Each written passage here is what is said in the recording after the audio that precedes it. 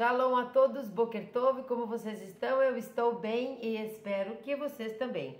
Nós vamos entrar hoje na Parashá Shemot, no segundo livro, no livro de Shemot, na Parashá Shemot, no segundo livro da Torá, de Moshe Rabbeinu. Ou melhor, a Torá de Hashem, né?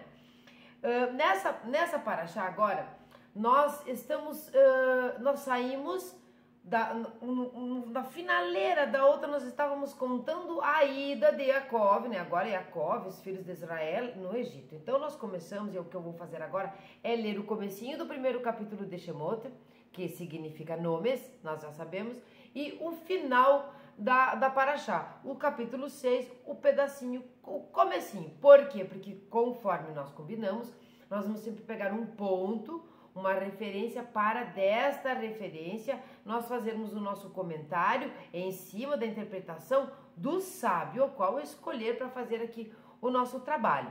Então, eu vou ler um comecinho apenas ali de Shemot.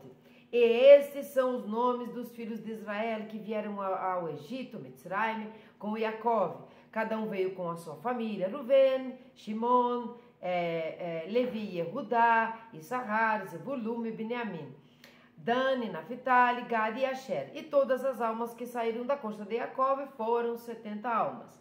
E Yosef estava no Egito. E Yosef morreu, bababá. Começa assim, dizendo, né, quem são os filhos de Israel que vieram, né, para o Egito, falando da morte de José, da morte de Yaakov e assim por diante. Nós vamos entrar aqui naquele momento onde alguns comentaristas dizem que José foi esquecido, né? Sendo que José que aumentou financeiramente, que melhorou, que fez evoluir o Egito, a maioria acredita que não foi esquecido não, que passaram muitos faraós. Não foi esquecido, simplesmente, mas que eles ficaram com muito receio, que o povo estava crescendo e talvez quisessem tirar o lugar do faraó, esse tipo de coisa muito comum que aconteceu durante toda a história do povo judeu. Nós vemos nitidamente o nazismo aqui, nós vimos nitidamente, né, uma comparação, aquelas coisas que começam devagarzinho, você começa a incutir aquele medo no povo, nas pessoas. Hoje nós chamamos isso de mídia. Você começa a inventar coisinhas e isso não é de um dia para o outro. Isso é alimentando devagar. Então se rebelaram, né? Acabaram que foram escravizados de um tempo de vida do povo judeu, né? Do povo hebreu dentro do Egito de uns 210 anos. Nós sabemos que 80 a 90 anos foi de escravidão, né, de pura escravidão. Então, muito sofrimento. Pessoas ali, sei lá, nasceram lá dentro e também morreram escravos. Nós temos esse começo aqui, né, na Parashá. Isso são anos, tá? Como a gente diz, parece que é logo ali. Não é, são muito tempo, né? Então, aí teve aquele decreto, mata os bebês, faça isso, faça aquilo, que nós também conhecemos. Eu estou pincelando aqui, porque nós vamos nos deter no capítulo 3, versículo 13 e 14. E esse momento, Deus já está falando com Moshe Rabbeinu. Moshe Rabbeinu já é adulto. Então, por isso essas pinceladas. Então, imagine agora, nós temos Miriam, né, que coloca Moshe Rabbeinu no Nilo, no Moisés, que a gente chama até hoje, né, no cestinho, naquela arca. Nós chamamos até hoje, quando o bebê nasce, você vai comprar um cestinho, eles chamam de Moisés. É por conta disso, coloca ele lá ele é salvo pela filha do Paró, que cria Moshe Rabbeinu no palácio, e ele vira o príncipe do Egito. Vou beber uma água.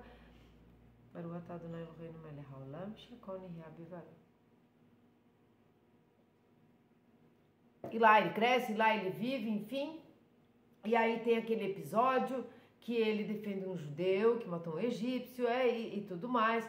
Aí ele é descoberto, então assim há aquelas fugas, há aquela reunir o povo para sair dessa escravidão. Ele sai do palácio, né? Aqui nós podemos até chamar de zona de conforto.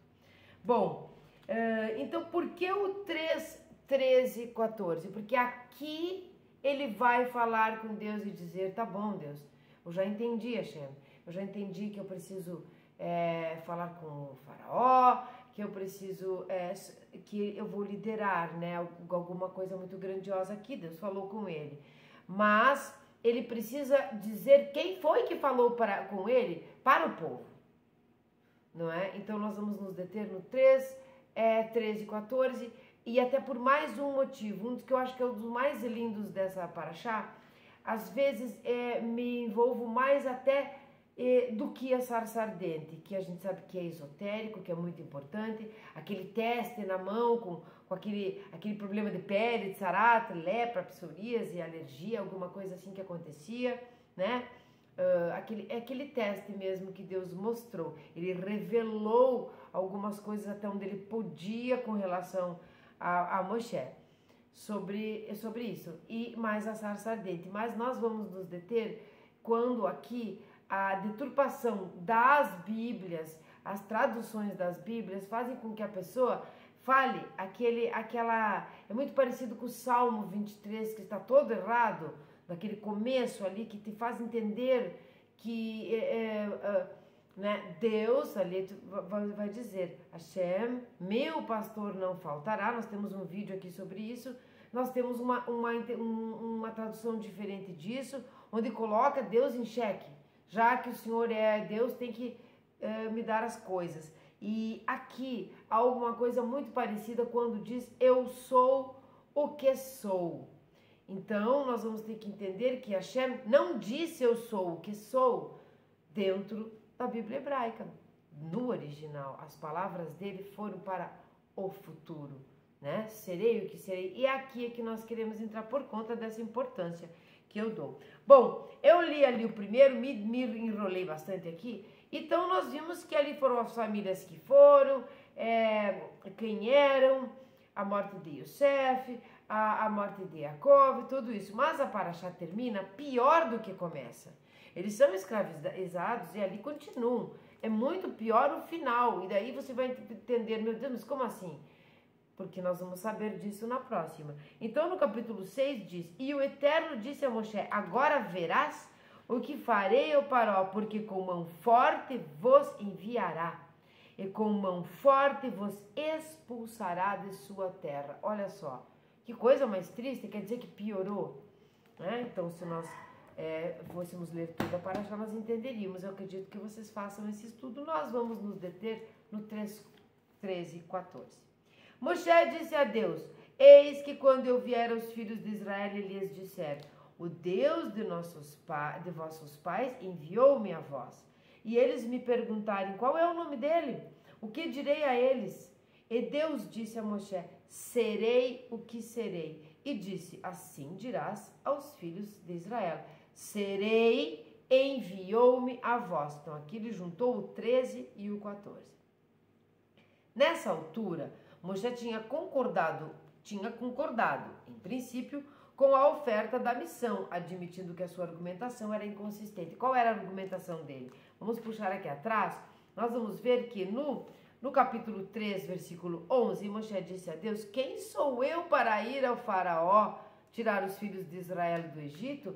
Ele era uma pessoa, assim, quanto não sabes, uma das pessoas mais humildes. Ele era humilde, ele não se sentia capaz, nem pela voz, né, que ele era meio gago, ele não se sentia capaz. Alguns dizem que sim, ele se sentia e sabia, mas era essa humildade, não uma falta de autoestima. E nós concordamos com essa versão. Ele sabia que tinha a capacidade, mas é aquela pessoa tão grandiosa que diz assim, quem sou eu para fazer algo tão grande para o Senhor? Mas se ele era o escolhido ali para falar com Deus, Deus sabia o que estava fazendo. Então, nessa altura do campeonato, ele já viu que a argumentação dele era inconsistente, que ele ia aceitar, né? Ele aceitou a missão, discutiu com Deus antes, mas aceitou. No entanto, para que os israelitas o aceitassem, ele precisaria provar a sua condição de profeta e líder, dizendo o nome de Deus, com quem havia falado. Antes de eu continuar, eu quero dizer para vocês que nós estamos utilizando hoje o Or Ahaim, tá? Or Ahaim, que é do Rabino Haim Benatar. Já utilizei muitas vezes aqui, ela é não só importante, assim como ele era Kadosh, importante, mas a interpretação ela é exegética, como eu já disse aqui, ela é hermenêutica, ela é literal e ela é profunda. Ela é filosófica, não há muito romantismo, mas ela pega todas as esferas e nos traz e nos desmembra a palavra em si, o conceito, mas também a gramática, que é o que foi deturpado, errado nas traduções. E isso promoveu uma interpretação errônea também, errada também, de quem é ou como é o nome de Hashem. Por isso eu resolvi escolher o Rabino Haim Benatar. Novamente, que não é a primeira vez que eu escolho ele, né? Bom, no entanto, para que os israelitas, estou repetindo, o aceitassem, ele precisava provar a sua condição de profeta e líder, dizendo o nome do Deus com quem havia falado. Era óbvio que eles perguntariam qual é o nome dele, né? Sabe que às vezes a gente diz assim, tem uma máxima, Shula, dos nossos dias aqui, que diz que cada povo tem o morro que merece. Isso é muito triste de ouvir, mas quando nós estamos reunidos, quando nós somos um povo, né, nós sabemos que existem muitas diferenças ali de pessoas, e as pessoas, elas são influenciadas umas pelas outras, fica uma manada mesmo, aquele coletivo se transforma em algo muito forte, muito poderoso, na pressão mesmo, impressionar um líder e tudo mais. Então era óbvio, eles queriam provas, né? Eles queriam provas, e nesse momento eles queriam mesmo, porque eles queriam sair, né, daquela escravidão, mesmo que muitos tenham ficado, nós sabemos disso. Bom, eles queriam saber qual era o nome dele. Afinal, sempre que Deus fez uma promessa para os patriarcas, ele identificou-se, declarando o seu nome. Para Abraão, ele disse na porção Lech Lechá, lá em Bereshit 15:7, eu sou o Eterno, que te tirei de Ur dos caldeus para dar-te esta terra por herança. Então ele se colocou, eu sou o Eterno, que te tirei de Ur, né? Sabe que era de onde Abraão nasceu. Então ele deu este nome, ele explicou, ele revelou assim. E disse mais a Abraão, ao prometer-lhe que teria descendência e herdaria a terra de Israel, na mesma passagem, no 17:1, em Bereshit. Eu sou Deus Todo-Poderoso. Olha só, aqui ele já colocou mais um nome, né? Nós sabemos que os nomes, eles vão dizer respeito àquele atributo da ação tomada naquele momento por Hashem. Não é um atributo dele, é da ação que ele está querendo revelar, que ele está querendo demonstrar, que ele está querendo agir. Bom, posteriormente, então ele fala, né, Deus Todo-Poderoso. Também para Yaakov, ele disse na porção Vayetse 28:13, eu sou o Eterno. Simplesmente, né, eu sou Hashem. Posteriormente, ainda para Yaakov, ele disse na porção Vaishlach 35:11, eu sou Deus Todo-Poderoso. Mais um aqui para Yaakov.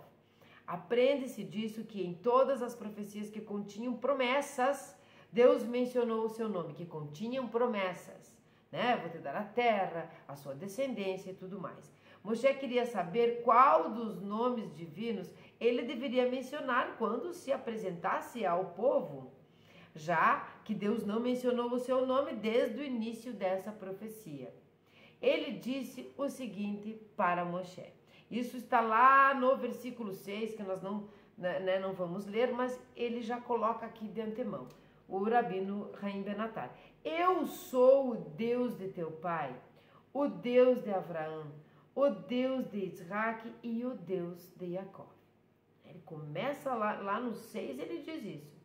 Mas antes aqui nós vamos ver. Portanto, Moshe disse-lhe agora, eis que quando eu vier aos filhos de Israel, eles disser, o Deus de vossos pais enviou-me a vós, conforme a declaração de Deus a Moshe, eu sou o Deus de teu pai, o Deus de Abraão, o Deus de Isaac, o Deus de Jacó. E eu não mencionar o nome de Deus, e eles me perguntarem qual é o nome dele, o que direi a eles? Quer dizer, ele estava dizendo que não bastaria ele dizer, né, que o Deus dos patriarcas, né, um por um que ele fala, ele precisaria dar um nome para esse Deus.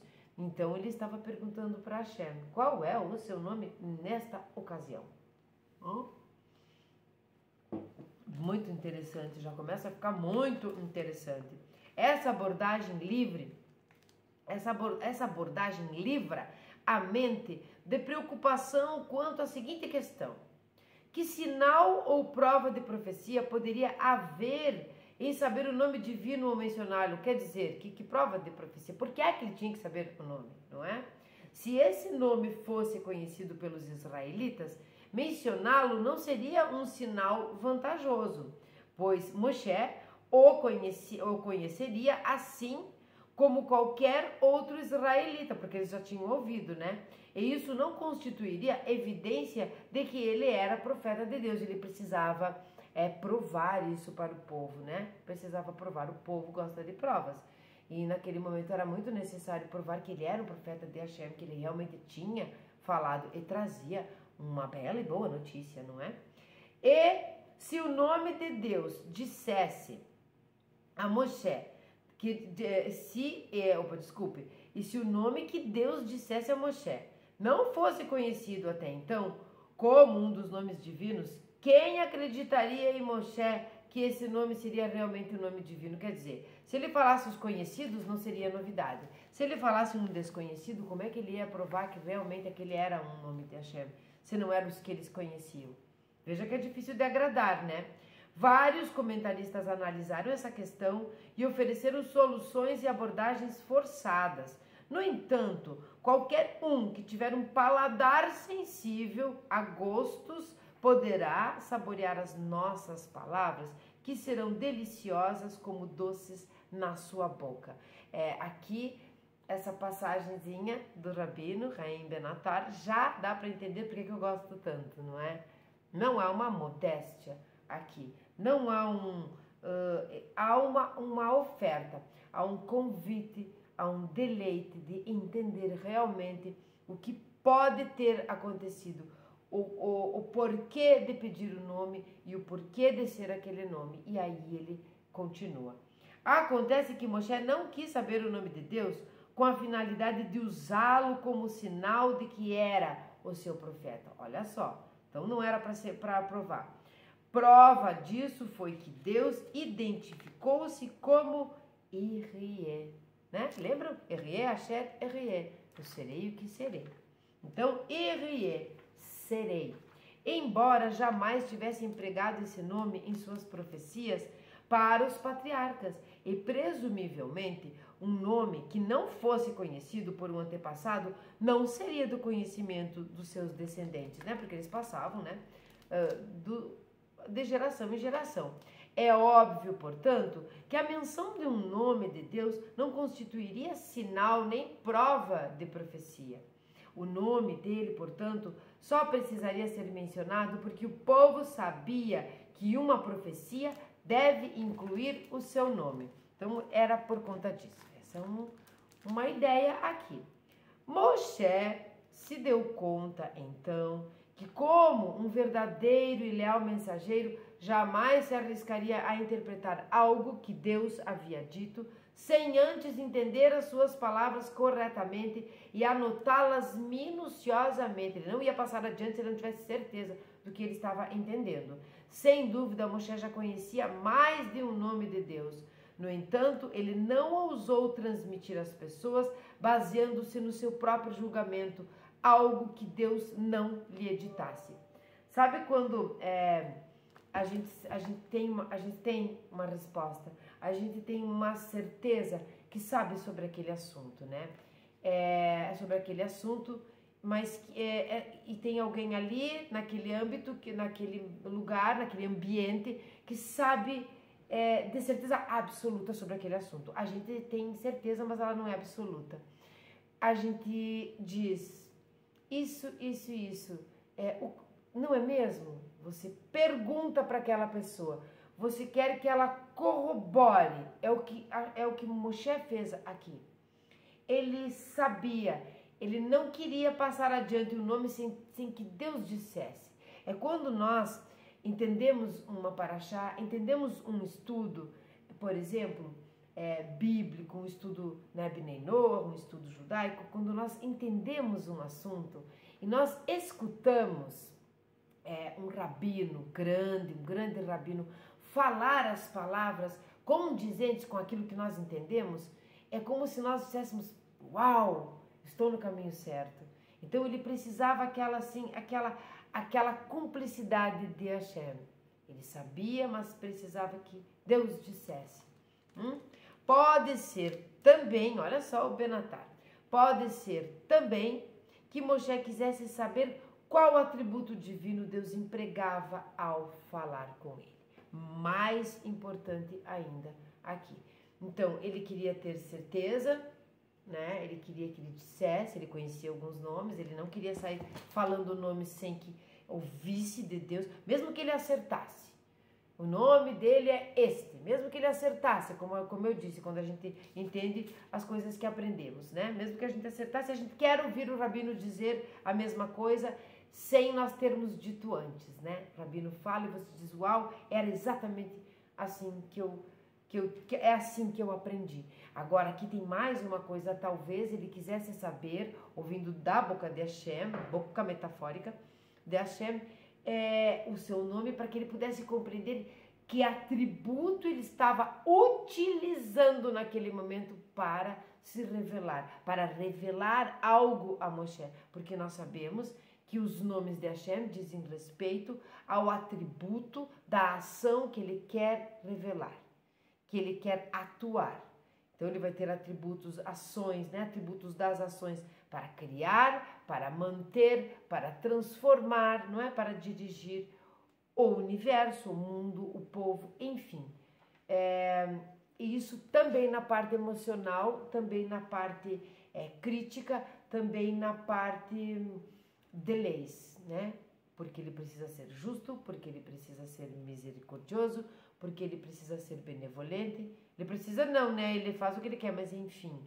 E ele precisava saber, Moshe Rabbeinu, qual era o atributo. Como Moshe Rabbeinu conhecia vários nomes e ele era grandão, ele sabia que ao dizer Hashem para ele que nome ele tinha naquele momento, ele reconheceria que atributo Deus estava utilizando. E aí ele saberia exatamente que nome dizer ao povo. Bom, e Deus disse a Moshe, aquele outro pedacinho, serei, pois serei. Olha só. Ao dizer Irie, né? Então, quando ele diz Irie, serei, pois serei. É o que quer dizer. Deus revelou o atributo que usara ao falar com Moshe, um atributo intimamente relacionado com o atributo de misericórdia, empregado para levar alguém da escravidão à liberdade. Por exemplo, nesse momento, quando ele diz serei, pois serei, nós vamos ver aqui a explicação, mas já vamos dar aqui um entendimento. É quando você sabe que alguma coisa não muito boa, algum processo muito difícil vai acontecer, mas você vai utilizar para falar para a pessoa. Nós já vimos isso em outros momentos. Você não vai chegar atacando, ou por exemplo, quando alguém da família falece, você não vai dizer, olha, fulano lá se quebrou, morreu. Não, você vai aos poucos explicando, você é misericordioso. Né? Então aqui, porque serei, pois serei, seria um atributo de misericórdia, porque ele não precisava dizer de todo o sofrimento que vinha depois, né? Porque as coisas, como eu disse, começam mais ou menos e vão só piorando. Essa paraxá termina ruim, não é? Temos um povo escravizado aqui. Então, Deus se revelou misericordioso com o atributo da ação da misericórdia com relação ao futuro que ia acontecer. Mas isso era implícito e isso era para Moshe, não era para ele dizer para o povo. Vamos entender. É interessante estudar o significado esotérico do nome Erie. Aqui ele vai remeter ao livro, tá? O Sefer Hatikunim, que é o Tikkun, né? A correção do mundo, as correções do mundo mesmo, do Olam. É analisada sua relação com a dimensão mística das 5 menções do êxodo na Torá e no Zohar.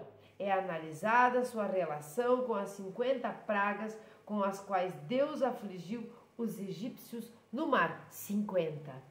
Nós temos aqui um esoterismo. Nós não vamos entrar no Zohar, nem nada disso. Nós vamos entender a importância que tem o nome e esotericamente porque ele utilizou. Na verdade, Deus já havia aludido antes a esse seu nome quando disse a Moshe, porque irei contigo.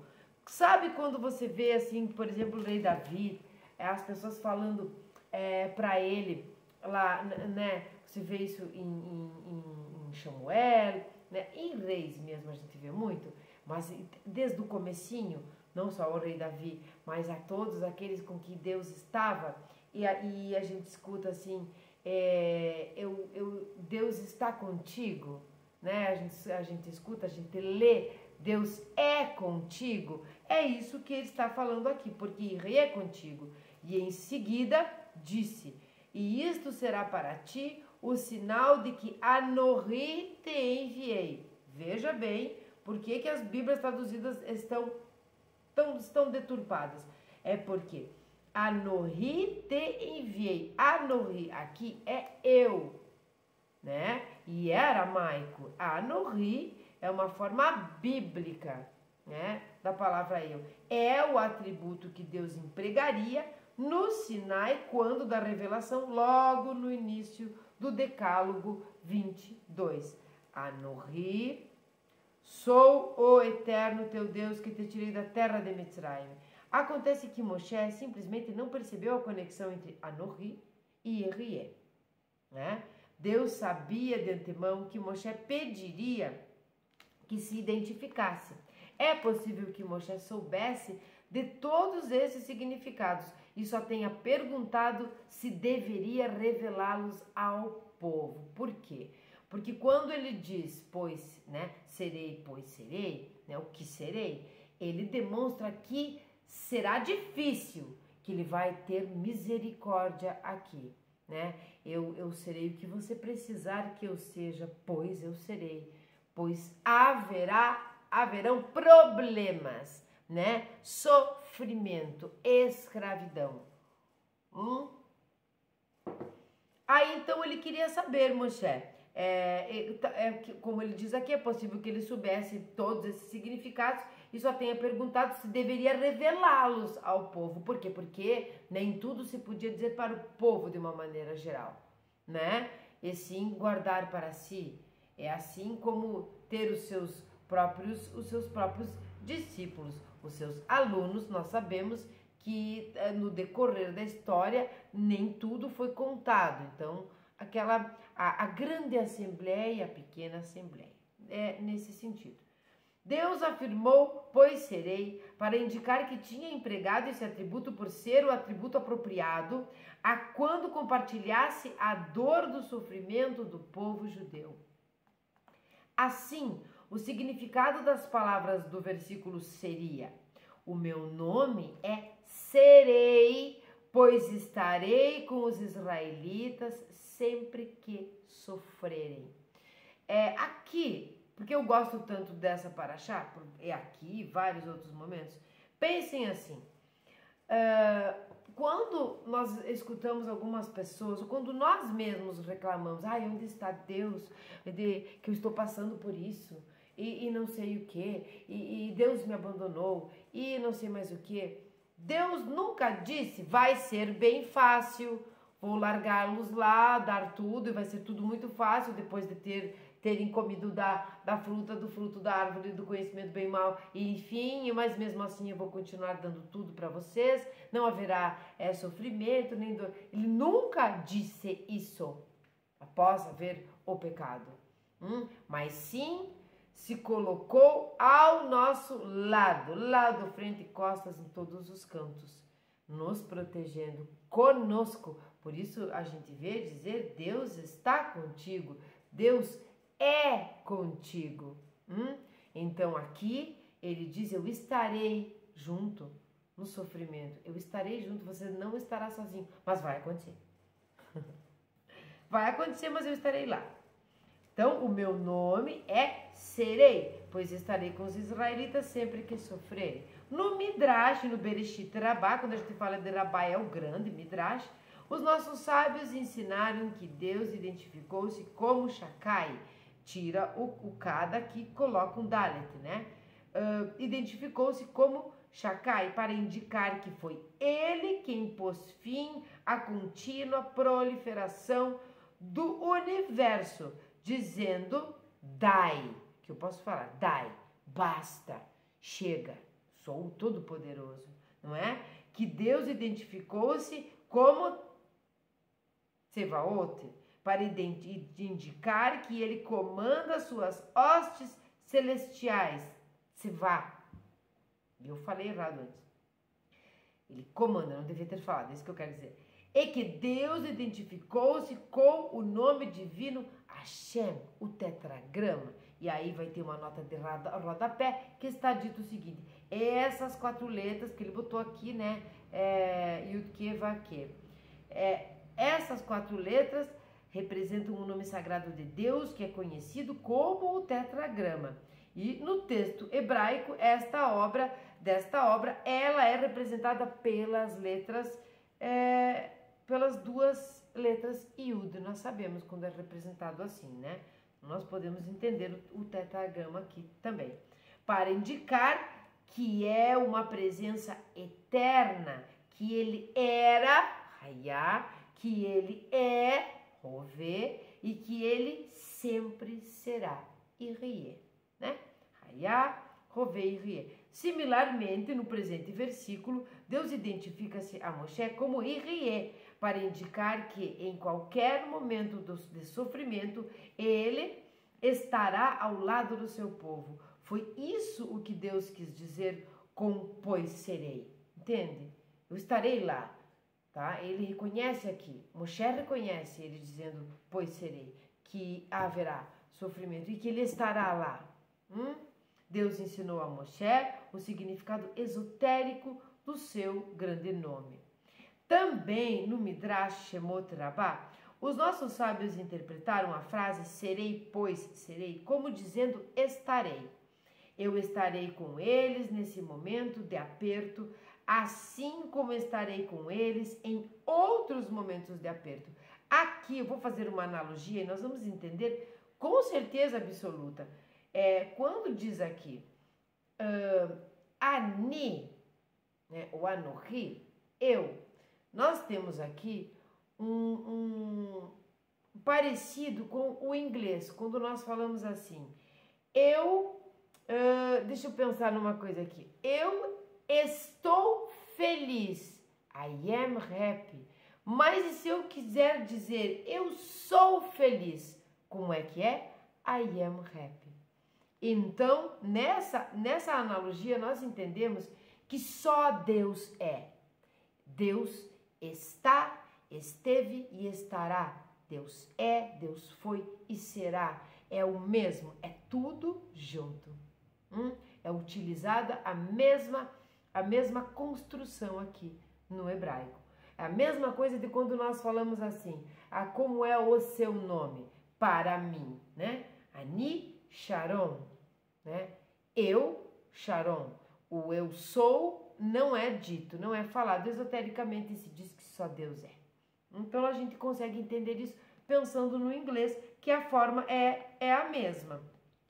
Essa interpretação alude às 3 coroas. E ele deixa aqui entre parênteses Torá, sacerdócio e realeza. E aí ele continua dizendo que os estudiosos da Kabbalah entenderão do que se trata. E disse, assim dirás aos filhos de Israel. Nós não vamos falar da Kabbalah, tá? Por isso eu só li o que ele disse. Então, que essa interpretação alude às 3 coroas, tá? A interpretação que nós falamos acima, do Midrash Shemot Rabbah, que eles dizem, serei, pois serei, como dizendo, estarei, tá? E disse, assim dirás aos filhos de Israel, serei, enviou-me a vós. Tá? Então, primeiro, como é o seu nome, e, né, o que eu vou dizer para eles, e serei o que serei. Serei, pois serei. Agora ele diz, então, mas quem que me disse isso? É bem esotérico, né? Serei enviou-me a voz. Então, quem te enviou? Quem te enviou, Moshe? Moshe responde, serei enviou-me a voz. E aí nós vamos entender. Embora Deus tenha ensinado ao seu servo Moshe a dimensão mística de seu nome, serei, ao dizer, pois serei, ele acrescentou que autorizava Moshe a revelar somente o seu nome, serei, mas não a dimensão mística desse seu nome. É esse também o sentido da declaração de Deus a Moshe para que dissesse, serei enviou-me a voz. Diga a eles apenas isso, mas tudo o mais que eu revelar a você, ou seja, pois serei, isso você está proibido de dizer ao povo, para que o povo tivesse coragem, para que o povo fizesse as coisas. Se ele demonstrasse que Deus estava tendo misericórdia, e Deus tem misericórdia quando há sofrimento. Então ele quis que esta parte não fosse revelada, e sim encorajados o povo. Os nossos sábios disseram no Midrash Shemot Rabbah que Moshe respondeu ao seu Criador, argumentando que lidar com cada problema na sua hora já basta. Olha que interessante, né? Lidar com cada problema na sua hora já basta, Moshe no Midrash. Ou seja, que de fato não havia razão para aludir a sofrimentos futuros, porque talvez eles ficassem paralisados, sem fazer, e nós sabemos que mesmo depois de todo o sofrimento que passaram, 20% da população saiu do Egito. Os outros 80% quiseram ficar naquela zoninha de conforto, naquilo tudo. Então nós entendemos aqui que ele não poderia realmente revelar essa parte mais esotérica, essa parte que diz sim, haverá sofrimento, mas eu estarei lá, né? Então simplesmente serei enviou-me a voz. Analisando o texto cuidadosamente, eu percebi, o Benatar aqui, Raim Benatar, eu percebi a correção do que os sábios disseram. Isso está evidente no próprio versículo, pois se o final da sua declaração, assim dirás, tivesse a mesma intenção que o início da sua declaração, serei, pois serei, sem haver nenhuma retratação da primeira declaração, serei, pois serei, e no final Deus apenas completasse a declaração que fez ao seu fiel profeta Moshe, por que então a Torá teria inserido as palavras e disse no meio dela? Porque nós temos ali, como eu acabei de ler, e disse, e continua, né? Assim dirás aos filhos. Por que ele colocou esse e disse? Os nossos sábios, portanto, entenderam que quando Deus disse serei, pois serei, ele concluiu o que tinha a dizer a respeito de seu nome. No entanto, Deus voltou a falar e fez uma outra declaração. Lembra que nós já estudamos aqui quando a gente diz assim, quando a Bíblia fala assim, e falou dizendo, aqui ele disse. Quem foi, e falou dizendo devagarzinho, de forma mais delicada, aqui e disse, né? Vai, Homer. Deus disse serei. Bom, quem for sagaz reconhecerá a diferença entre as duas declarações. Portanto, depois de Deus dizer serei, pois serei, Moshe deve ter argumentado que não havia razão para aludir a sofrimentos futuros. Deus disse a ele, então, para limitar-se a dizer que serei enviou-me a voz. Então, acredita-se, os sábios dizem, que ele deve ter tido aqui falado, não precisamos, né? Um problema de cada vez, não precisamos falar do sofrimento. Então Deus aí disse Deus, por conta dessa conversinha que o Midrash traz aqui, para nos fazermos imaginar como possa ter sido, serei enviou-me a voz. E ponto. É isso que você vai dizer. Você certamente perguntará por que Deus não levou em conta essa questão antes mesmo de Moshe trazê-la à baila.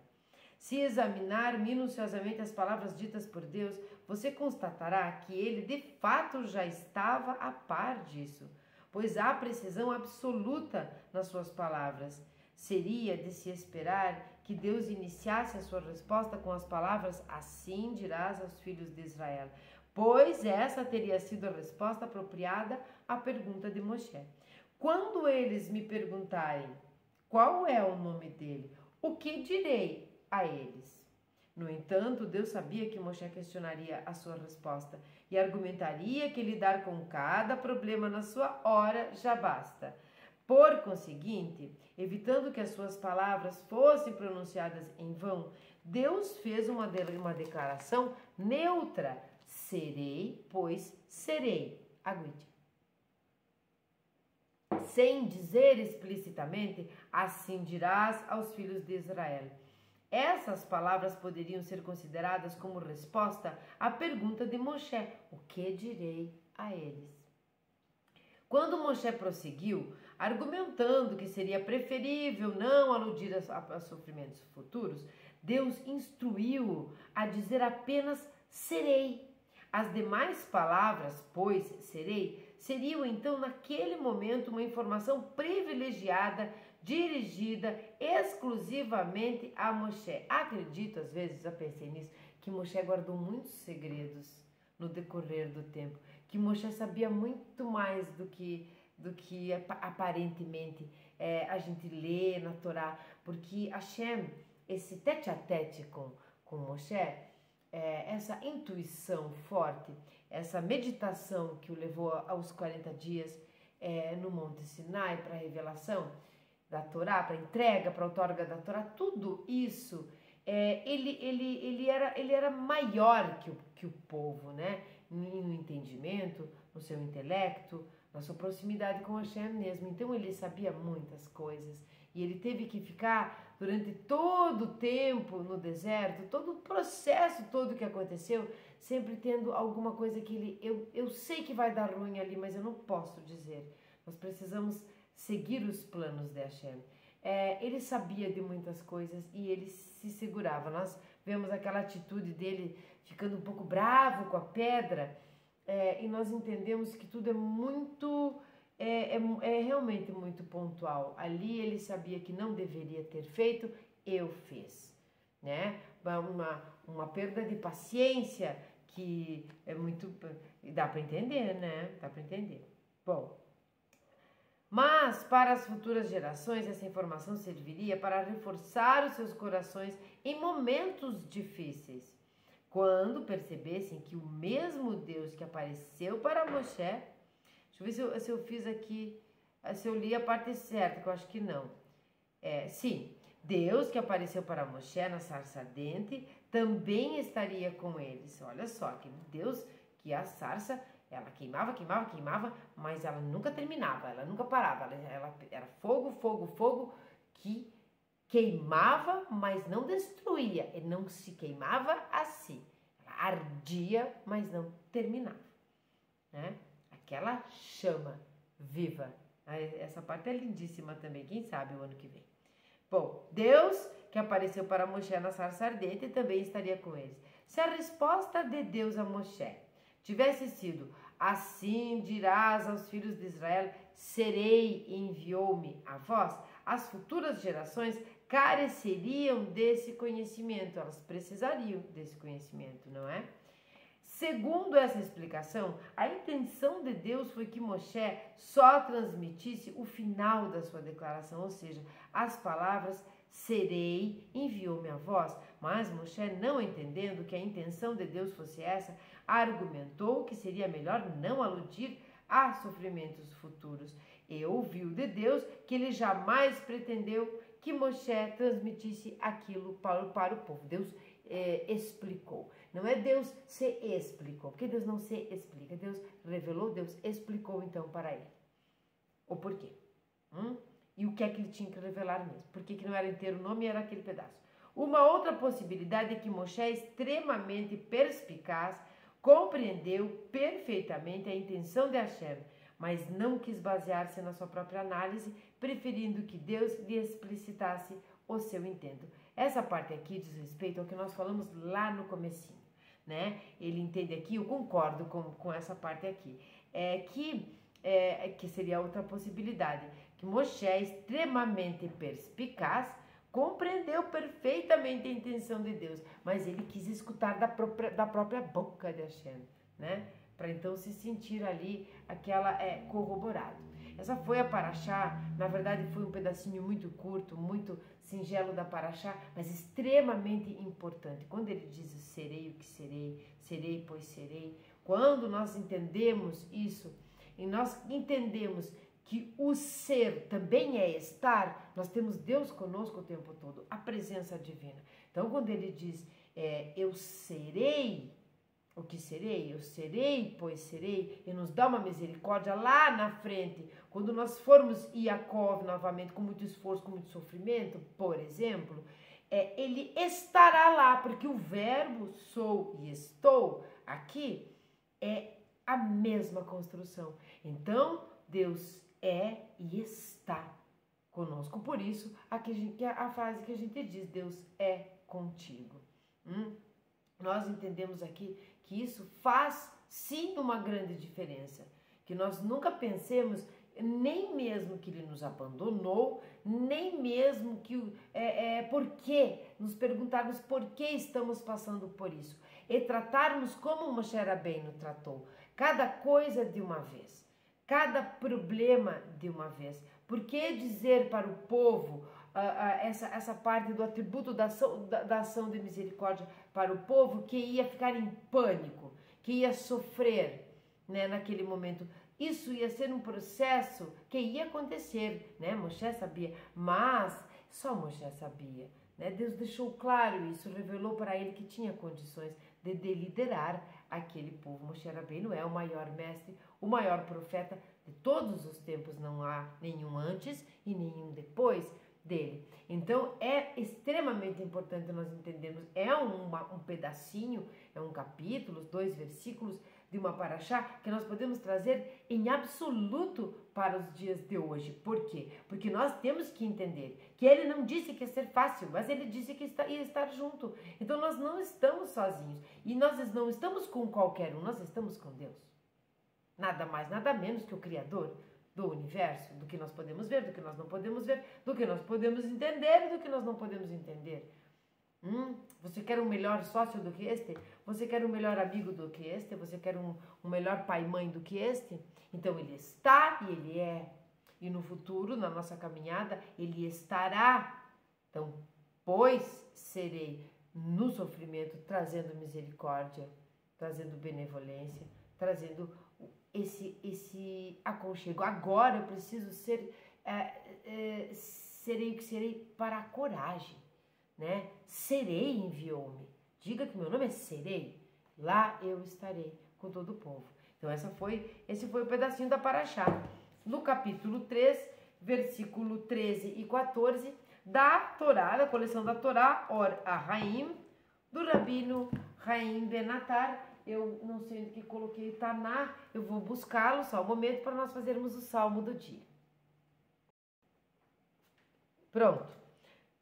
Nós vamos ler então o Salmo 53 e ficarmos muito satisfeitos de que nós terminamos uma Parashá, entramos em Shemot, no livro também de Shemot, importante. Agora nós começamos aquele processo muito instigante e muito encorajador para a nossa vida. Nós começamos agora com muita coisa de coragem aqui mesmo.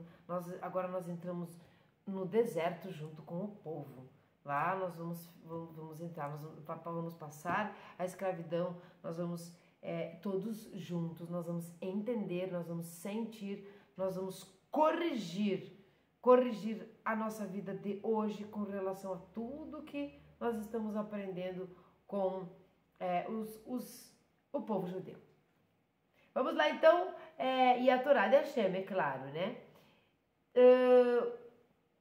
Salmo, eu ia dizer outra palavra agora, Salmo 53, é o mestre do canto sobre Mahalat, um masquil de David. Os malévolos dizem em seu coração, Deus não existe. Eles se corromperam e desprezaram a justiça, Não há entre eles quem pratique o bem. Dos céus o Eterno perscruta os homens para verificar se alguém se preocupa em buscar a Deus, mas todos se contagiaram com a depravação, e não há um sequer que pratique o bem. Acaso não se apercebem que de seus erros, os iníquos, que devoram o meu povo como se fora pão, e que não invocam a Deus, serão atingidos por um terror como nunca houve antes, pois o Eterno espalhará os ossos dos que te sitiaram a Jerusalém. Ele os humilhará e os tornará objeto de desprezo. Que de Sião venha logo a salvação de Israel, quando o Eterno fizer retornar seu povo, e Jacó exultará a Israel, e Israel se rejubilará. Um ótimo dia a todos vocês. Se vocês quiserem, gostarem e estiverem gostando, agora ficou engraçado. Curtam, comentem, compartilhem com quem vocês gostariam que conhecessem a Torá de Hashem. Porque nós não somos proselitistas, mas nós queremos falar da Torá, nós queremos convidar as pessoas, e é dessa maneira, é mostrando, é compartilhando, é lendo alguma coisinha. Veja que bom aqui. Esse é um conselhozinho para nós, Bnei Noach. E também, se quiserem me seguir no Instagram, é Sharon Judaísmo. Até mais, até uma próxima vez. Shalom.